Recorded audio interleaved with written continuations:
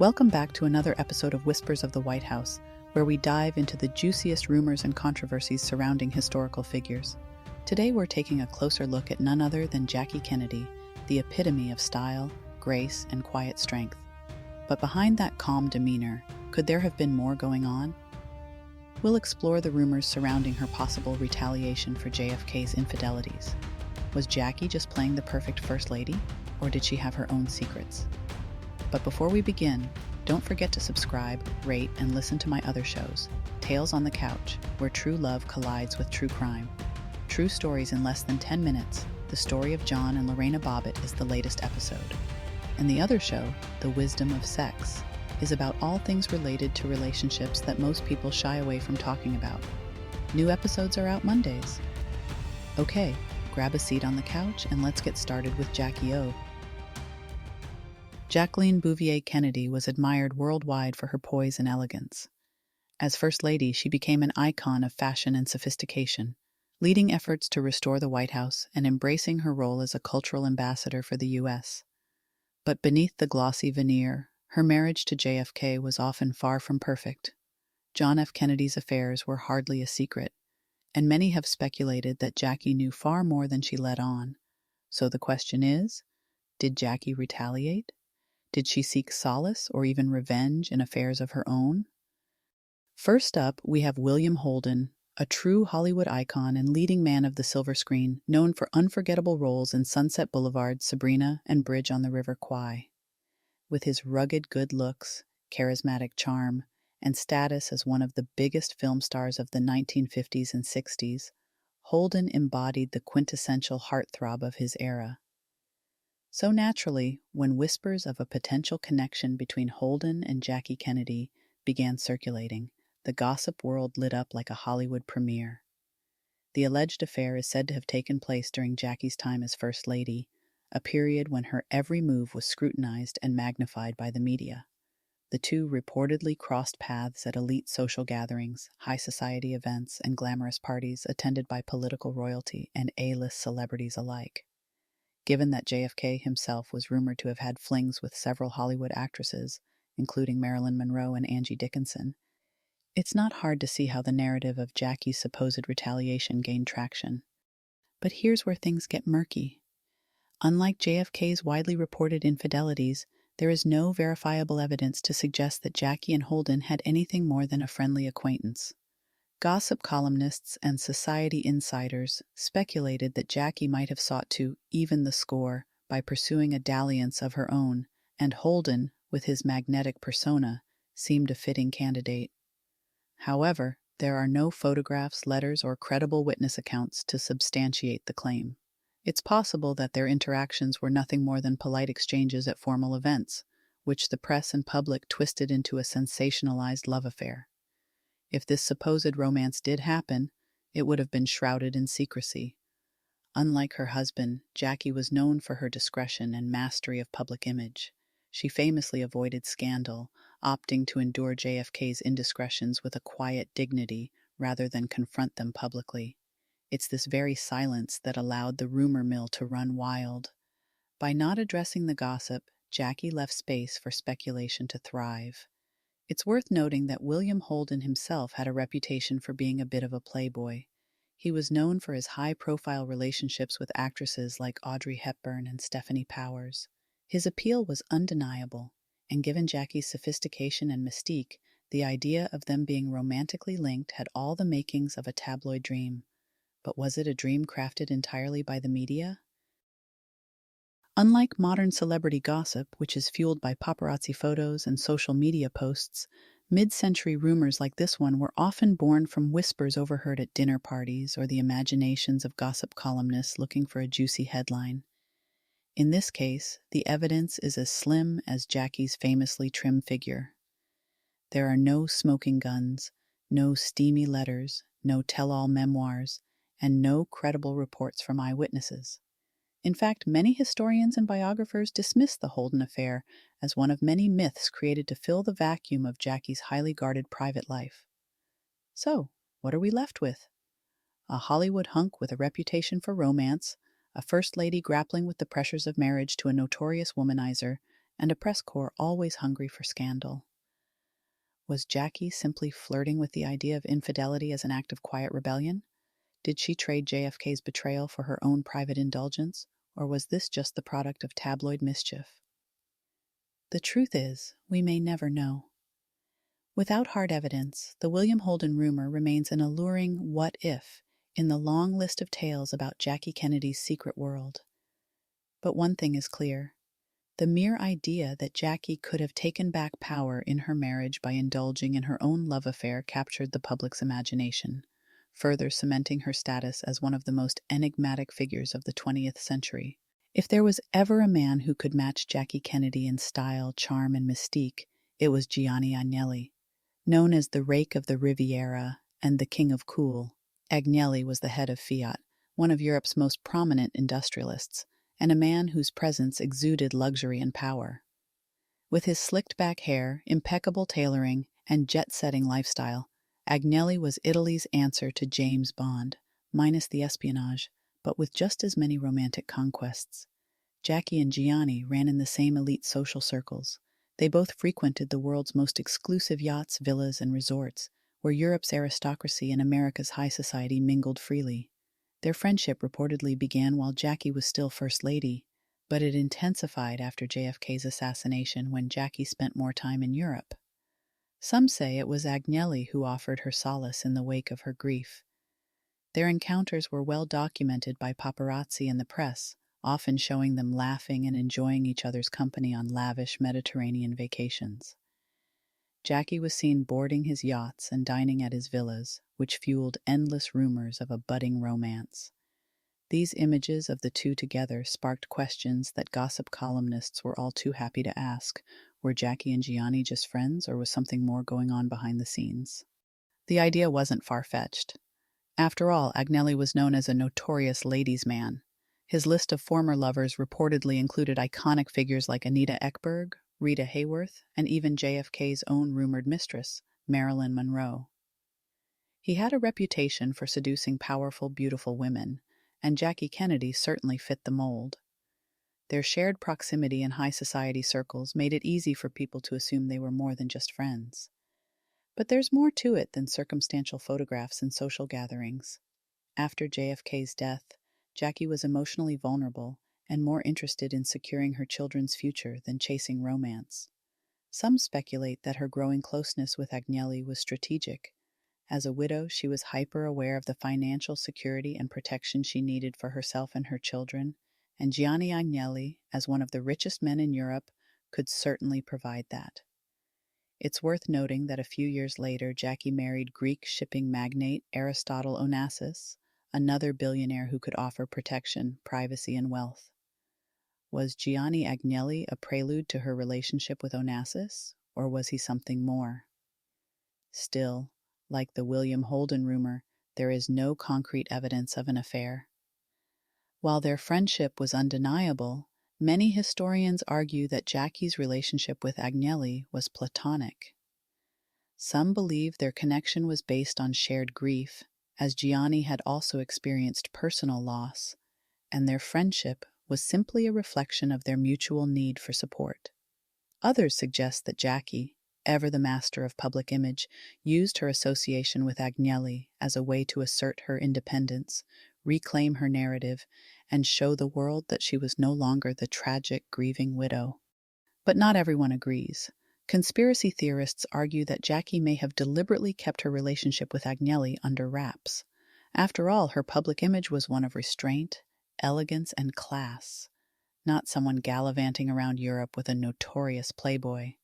Given how discreet Jackie was about her private life, it's entirely possible that any romance she may have had with Agnelli would have been kept behind closed doors away from the prying eyes of the press.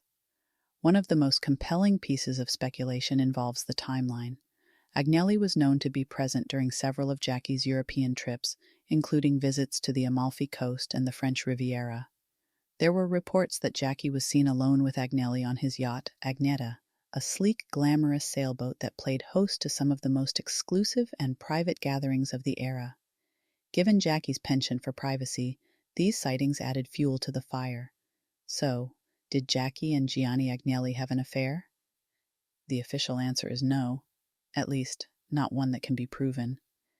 The available evidence points more toward a friendship forged in elite social circles and shared grief than a full-fledged romance.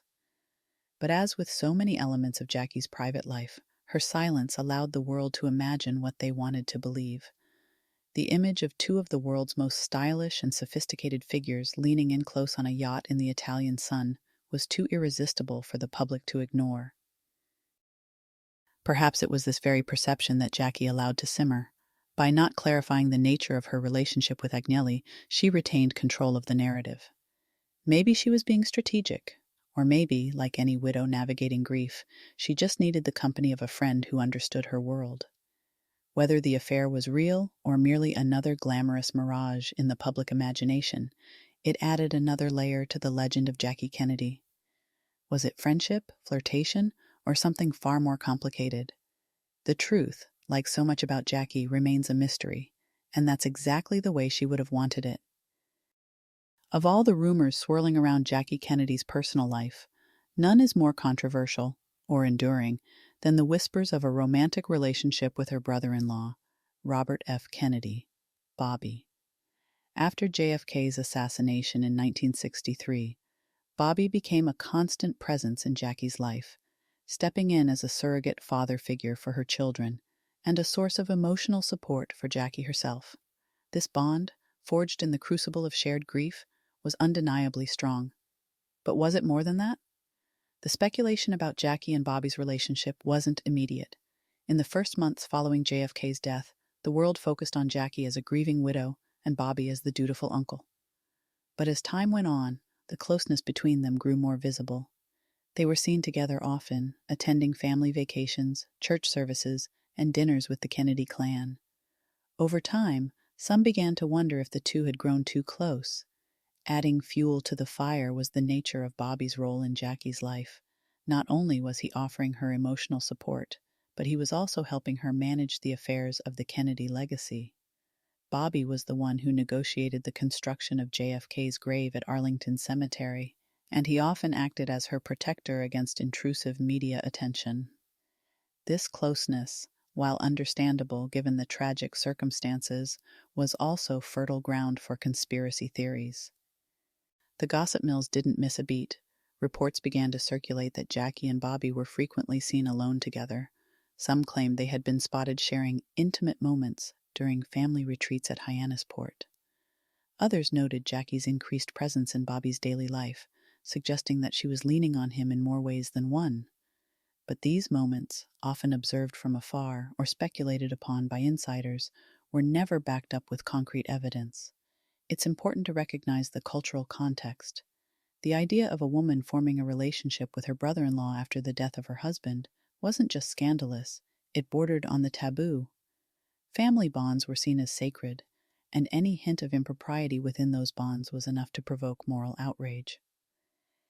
Given that the Kennedys were essentially American royalty, this particular rumor had all the makings of a sensational scandal. But what about the truth? Many historians, biographers, and Kennedy family insiders have dismissed the affair as pure gossip. They argue that Jackie and Bobby were simply two people grieving a shared loss. JFK's death was a seismic event that shattered both their lives. Bobby, who had idolized his older brother, was also devastated and found solace in Jackie's company. In this light, their closeness was seen as natural, not romantic. Joan Kennedy, Bobby's wife, reportedly dismissed the idea of an affair as ridiculous, and other family members suggested that the story was concocted by the press to sell papers. It's also worth noting that Bobby was dealing with his own complicated personal life. He was a father of 11 children and was widely known to have had extramarital affairs with other women, but none of these included Jackie. If anything, Jackie and Bobby were more like co-conspirators in preserving JFK's legacy, ensuring that his ideals, image, and memory remained untarnished. However, there are counter-arguments. Biographer C. David Heyman, in his controversial book Bobby and Jackie: A Love Story, claimed that the two did indeed have an affair.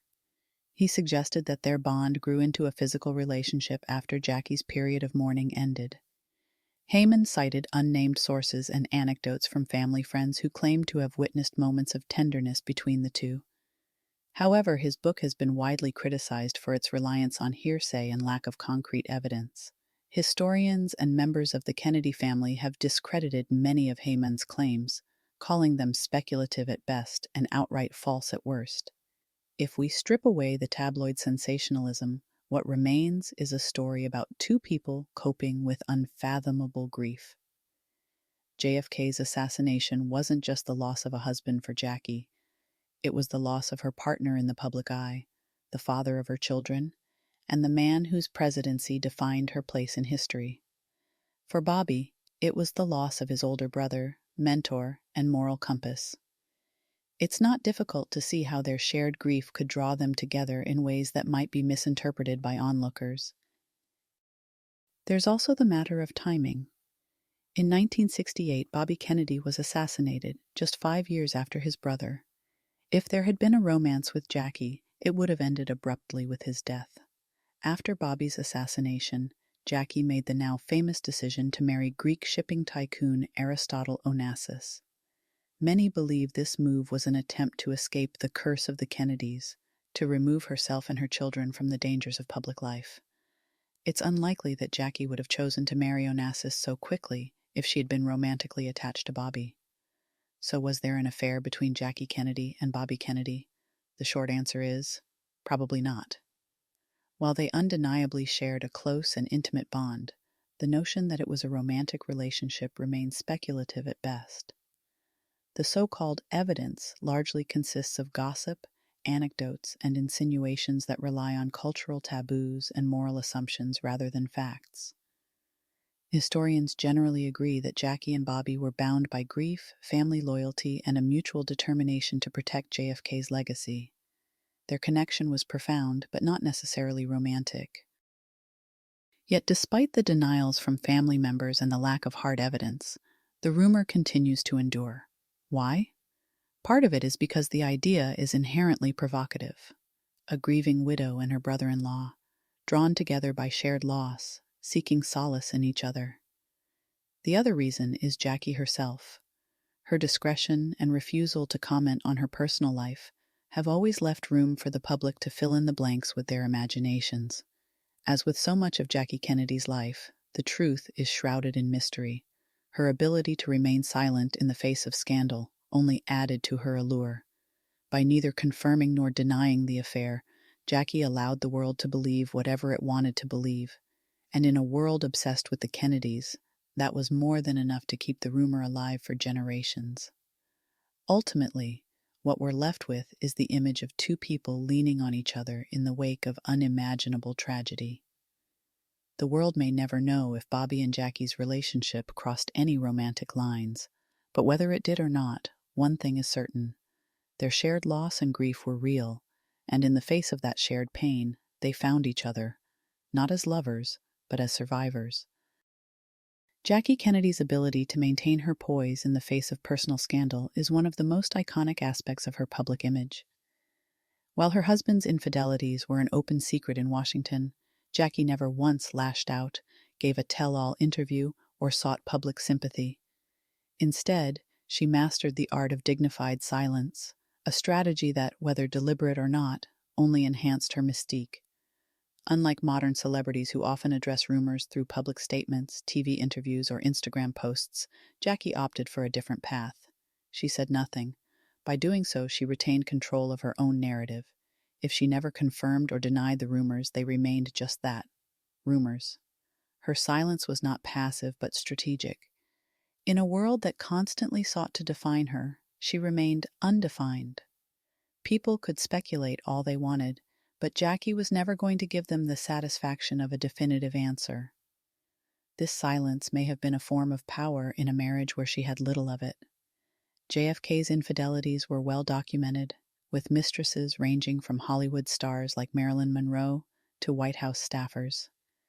To the outside world, Jackie played the role of the perfect First Lady, always poised, always elegant, always supportive.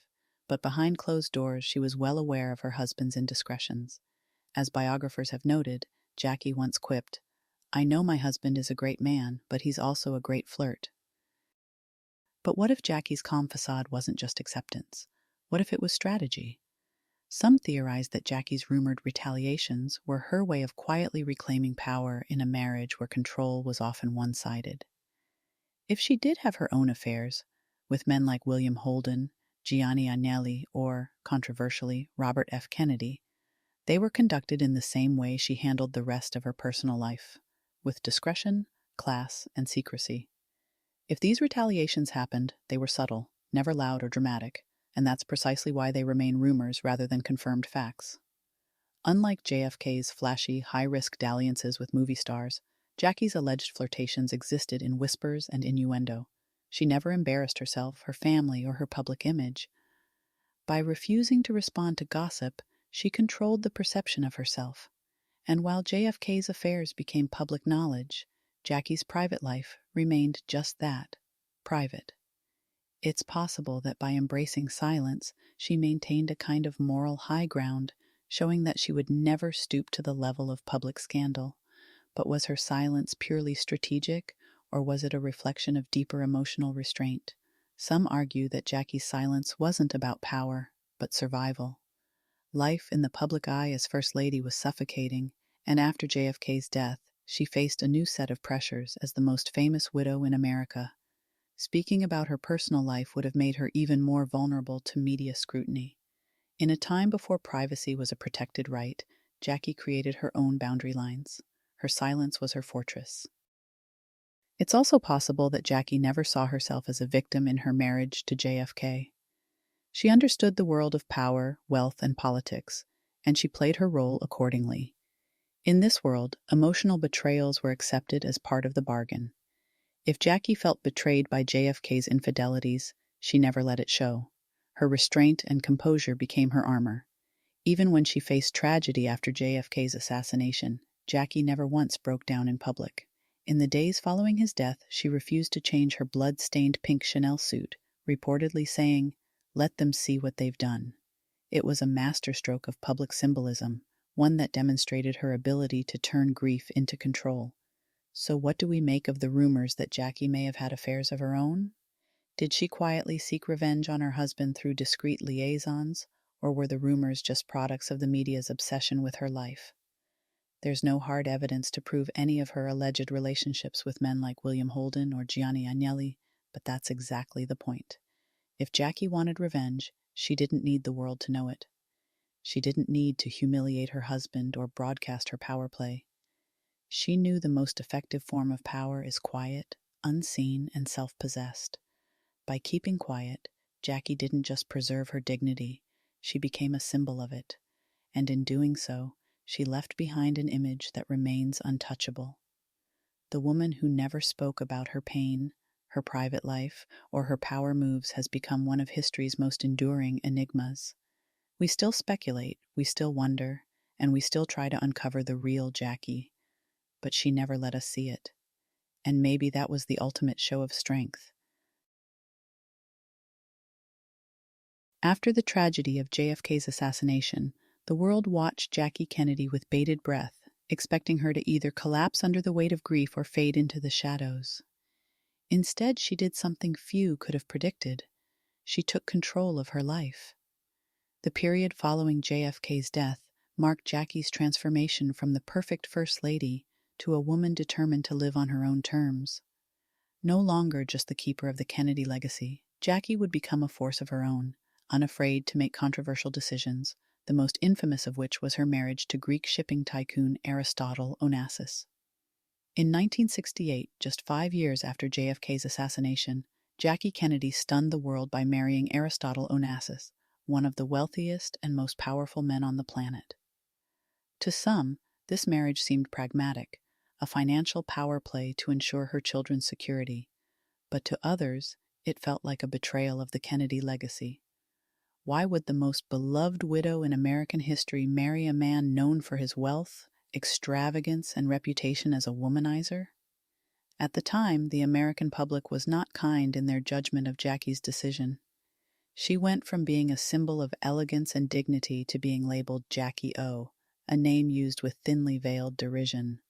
To some, she was seen as a gold digger, abandoning the Kennedy name for yachts and opulence. Others believed she married Onassis to escape the so-called Kennedy curse, a series of tragic events and violent deaths that plagued the family. After all, JFK's brother, Robert F. Kennedy, was assassinated just months before Jackie married Onassis. It's possible that she felt the weight of that loss so deeply that she wanted to protect her children from the same fate. But was this marriage about love, money, or survival? The truth, as always with Jackie, is likely more complicated. Onassis offered her more than just wealth, he offered privacy. With his yachts, private islands, and immense power, Onassis had the means to shield Jackie from the media frenzy that had hounded her since her days as First Lady. As one of the most photographed women in the world, Jackie knew the value of privacy, and Onassis could offer that in a way no one else could. Some historians argue that Jackie's decision to marry Onassis was less about love and more about regaining control of her own destiny. After years of living in the political spotlight under the watchful eye of the public and the press, she finally had the chance to dictate her own story. As the wife of a private shipping magnate, she was no longer bound by the image of the dutiful First Lady or grieving widow. The public may have disapproved, but Jackie didn't seem to care. She had wealth, privacy, and protection for her children, and for the first time in years, she was in control. When Aristotle Onassis died in 1975, Jackie Kennedy faced yet another crossroads in her life. But unlike before, she didn't retreat into isolation. Instead, she did something unexpected. She re-entered the workforce. Jackie took a job as a book editor at Viking Press and later at Doubleday, a move that was both surprising and groundbreaking for a woman of her social standing.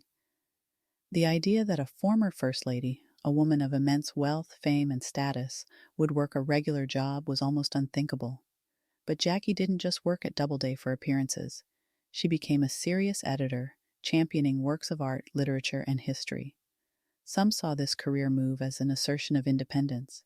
She didn't need to rely on the Kennedy family, and she didn't need Onassis's fortune. Jackie wanted something more, a life of meaning and purpose outside of marriage and motherhood. This move into publishing marked her final evolution from Jackie the wife to Jackie the woman. She had lived through two of the most high-profile marriages in modern history, but in this phase of her life, she was finally living for herself. She was no longer Jackie Kennedy or Jackie Onassis. She was simply Jackie. Even as Jackie built her career, she never lost sight of her role as a mother. Her two children, Caroline and John Jr., were at the heart of her world. As fiercely protective as she was private, Jackie did everything in her power to shield them from the Kennedy family's relentless press coverage. She knew firsthand how destructive the spotlight could be, and she was determined to give them a normal life, or at least as normal as possible for two of the most famous children in the country. Her efforts paid off. Both Caroline and John Jr. grew into accomplished adults, with Caroline becoming an attorney, author, and ambassador, while John Jr. founded George, a groundbreaking political magazine that blended politics with pop culture. By all accounts, Jackie was a hands-on mother who managed to instill in them a sense of humility despite their privilege. But even as she focused on her children and career, Jackie remained a global icon of elegance and resilience. People were still fascinated by her. Her fashion choices were endlessly scrutinized, her presence at art galas and charity events photographed and praised. Her ability to project calm, control, and class made her one of the most admired women in the world. Jackie Kennedy's legacy is often defined by her time as First Lady, her image as JFK's widow, or her controversial marriage to Onassis. But in reality, her story is far richer and more complex. She lived through tragedy, scandal, and public scrutiny, and she managed to maintain her grace and composure through it all. Her ability to navigate the intersections of love, power, money, and grief made her one of the most compelling figures of the 20th century. She wasn't just a victim of fate, she was an active participant in shaping her own destiny. Her marriage to Onassis, her work as a book editor, and her decision to prioritize her children's well-being all reflect a woman who knew how to play the long game. In a way, Jackie's life mirrors the arc of a Shakespearean heroine, enduring betrayal, loss, and scandal, only to rise stronger and more self-assured. The little girl from a wealthy but fractured family grew into one of the most famous women in the world. She became the face of American idealism, then the face of American grief, and finally the face of American independence. Her story isn't just about who she married or what rumors surrounded her. It's about her mastery of silence, her ability to reclaim power, and her decision to live life on her own terms. Jackie Kennedy didn't just endure the chaos of the Kennedy family, she transcended it. And in the end, that is perhaps her greatest legacy of all. While most people associate her with pearls, pink Chanel suits, and the image of a widow standing stoically beside JFK's casket, her real legacy lies in her ability to reinvent herself. She wasn't just the woman who stood behind great men. She was a woman who, time and again, showed the world that she was perfectly capable of standing on her own. Many people only know Jackie as the glamorous First Lady who stood next to one of America's most famous presidents, but her post-White House life reveals a much fuller, richer portrait. After JFK's assassination, she could have easily settled into a life of quiet wealth and privilege. But Jackie didn't just fade into the background. She lived boldly, and she lived on her own terms. Her marriage to Greek shipping tycoon Aristotle Onassis shocked America, but it was more than just a financial move. It was a signal that Jackie wasn't going to live her life on anyone else's timeline. Critics accused her of chasing wealth, but perhaps it was something more profound. She wanted to live a life free from the Kennedy family's constant tragedies. Onassis provided her with privacy, wealth, and most importantly, protection. And even after Onassis died, Jackie Kennedy Onassis did something extraordinary. She reinvented herself. Most women of her status and wealth would have disappeared into the world of luxury and philanthropy. But Jackie went back to work. She took a job as a book editor at Viking Press and later at Doubleday. This wasn't a vanity project. She was a serious editor, working on meaningful projects and making real contributions to the literary world. For a woman who had been a first lady, the wife of a billionaire, and the most famous widow in the world, this decision was extraordinary. Her message was clear. She was more than her husband's, more than a mother, and more than a public symbol. She was a woman with her own ambitions. Jackie's power lay in her ability to embody strength without ever raising her voice. She endured unimaginable public tragedy, the assassination of her husband, the death of her brother-in-law, and the endless media scrutiny that followed her for decades. But Jackie was never broken. Her strength wasn't loud, it wasn't boastful, and it wasn't performative. Her strength was subtle, calculated, and enduring. She taught a masterclass in emotional restraint. She didn't have to clap back at her critics or reclaim her narrative in the press. She simply lived her life as she saw fit. In a world that demanded public confession and transparency, Jackie gave them nothing, and that nothing was everything. It's easy to think of Jackie Kennedy as an icon of fashion and elegance. Her famous pillbox hats, her classic pearls, and her effortlessly chic style have been immortalized in art, film, and fashion for decades. But these surface-level attributes barely scratch the surface of her influence. Her true legacy is her mystery. To this day, people still wonder who she really was. Was she a woman of quiet rebellion, using her power behind the scenes to gain her own small victories? Or was she just a woman doing her best to survive in a world that often demanded her suffering? The answer, perhaps, is that she was both. She was a woman who mastered the art of silence, but also knew when to make a statement. She was a woman who played her role as a political wife to perfection, but had the self-awareness to break free from it. She was a mother who protected her children from the same glare of fame that consumed her husband. When we think of Jackie Kennedy today, we don't think of her as a victim of JFK's infidelities. We don't think of her as Jackie O, the gold-digging wife of Aristotle Onassis. We don't even think of her as a first lady frozen in time. Instead, we think of her as a woman who refused to let herself be reduced to any single role. Her legacy is proof that sometimes silence is more powerful than words. It's proof that women don't have to explain themselves to anyone. Jackie's life reminds us that we don't owe the world our suffering, our explanations, or our secrets. She was, and always will be, a symbol of elegance, resilience, and mystery. While the world continues to dissect her every move, the rumors of affairs, her reasons for marrying Onassis, and her motivations for working in publishing, Jackie remains unknowable. And that, perhaps, is her greatest achievement. She gave the world her beauty, her grace, and her composure, but she kept the rest of herself hidden. In a world that demands total access to our lives, Jackie Kennedy's refusal to be fully known is her most revolutionary act. She is, and always will be, a symbol of elegance, resilience, and mystery. Well, our time is up for today. That wraps up today's episode of Whispers of the White House. Whether you believe Jackie Kennedy was quietly seeking revenge or simply navigating a complicated marriage with grace, there's no denying her place in history. If you enjoyed today's dive into the life and rumors surrounding Jackie, don't forget to subscribe and leave a review. Stay tuned for our next episode, where we'll continue peeling back the layers on some of history's most fascinating figures. Thanks for listening, and as always, stay curious and stay wise.